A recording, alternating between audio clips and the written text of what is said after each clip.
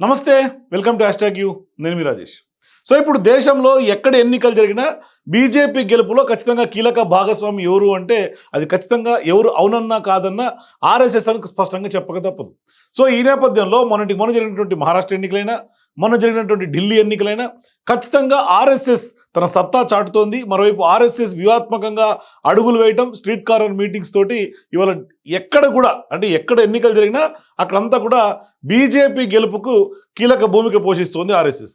So ఇట్లాంటి సందర్భాల్లో మొన్న గత పార్లమెంట్ ఎన్నికల సందర్భంగా కూడా ఎక్కడ మిస్టేక్స్ జరిగినాయి అని ఎత్తి చూపే భాగంలో కూడా ఆర్ఎస్ఎస్ చీఫ్గా ఉన్నటువంటి మోహన్ భగవత్ మోదీని ఉద్దేశించి అనేక కీలక వ్యాఖ్యలు చేశారు. మరోవైపు ఇప్పుడు జాతీయ అధ్యక్షుడి విషయంలో కూడా ఆర్ఎస్ఎస్ కీలక భూమిక పోషిస్తోంది. ఖచ్చితంగా ఆర్ఎస్ఎస్ కనుసన్నల్లోని వాళ్ళ బీజేపీ వ్యూహాత్మకంగా ముందుకు అడుగులు వేస్తున్నటువంటి క్రమం కూడా మనకు కనిపిస్తుంది.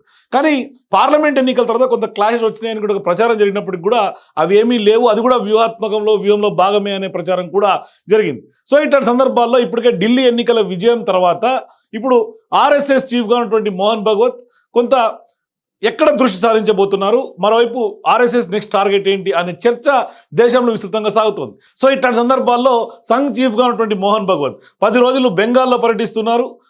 మరోవైపు ఆయన తాజాగా నిర్వహించినటువంటి బహిరంగ సభలో కూడా ఆయన ప్రసంగించారు. ఆర్ఎస్ఎస్ తదుపరి కార్యాచరణ పైన కూడా ఆయన వివరణ ఇచ్చారు.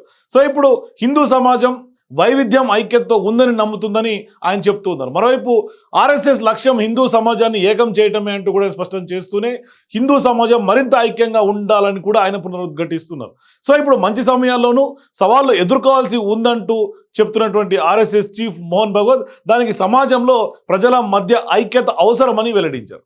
సో ఇప్పుడు ప్రజలు దేశాన్ని పాలించినటువంటి చక్రవర్తులు మహారాజులను గుర్తు పెట్టుకోరని, తండ్రి వాగ్దానాన్ని నెరవేర్చడానికి 14 ఏళ్ళు అజ్ఞాతవాసం చేసినటువంటి రాజు రాముడుగా ఖచ్చితంగా గుర్తించుకుంటారంటూ కూడా ఆయన చెప్పుకొచ్చారు. సో 200 ఏళ్ల పాటు మన దేశాన్ని పాలించినటువంటి బ్రిటిష్ వాళ్లకు దేశ ప్రజలు విడిదీయాలని కూడా వాళ్ళందరూ ప్రయత్నాలు చేసినట్టుగా చెప్పారు.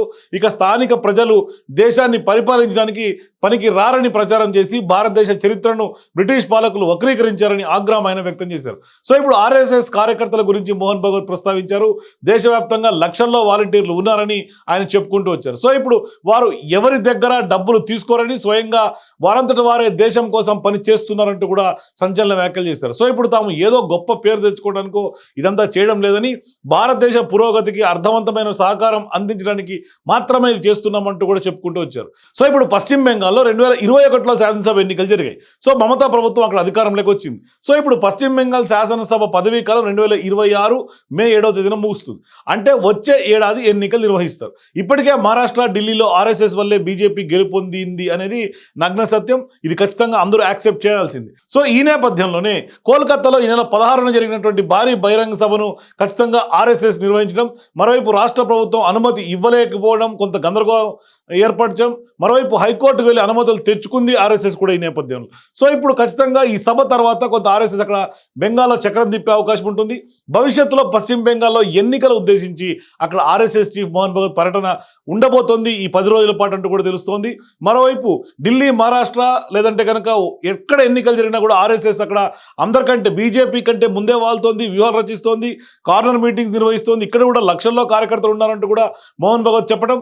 మరోవైపు ఇప్పుడు పశ్చిమ బెంగాల్ ఎన్నికల్లో ఖచ్చితంగా బీజేపీ మరొకసారి అక్కడ గెలవాలనే ఒక లక్ష్యంతో ఇవాళ పశ్చిమ బెంగాల్ టార్గెట్ కానీ ఆర్ఎస్ఎస్ ఇప్పటి నుంచే పావులు కదుపుతుంది. ఆ దిశలో ఆ వ్యూహంలో భాగంగానే ఇవాళ మోహన్ భగవత్ పర్యటన అని కూడా చాలా మంది ఇప్పటికే రాజకీయ నిపుణులు కూడా భావిస్తున్నటువంటి నేపథ్యంలో నెక్స్ట్ ఖచ్చితంగా కూడా ఇప్పటికే ఢిల్లీ, మహారాష్ట్ర ఇట్లా అనేక రాష్ట్రాల ఎన్నికల్లో విజయం సాధించినటువంటి బీజేపీకి నెక్స్ట్ బీహార్ అట్లాగే బెంగాల్ ఈ 2 రాష్ట్రాల్లో జరగబోయే ఎన్నికల్లో ఖచ్చితంగా బీజేపీ గెలవాలన్న లక్ష్యంతో ముందుకు సాగుతున్నట్టుగా, అందుకే ఆర్ఎస్ఎస్ ఇప్పటికే తన కార్యాచరణ అమలు చేస్తున్నట్టుగా స్పష్టంగా చెప్పక తప్పదు.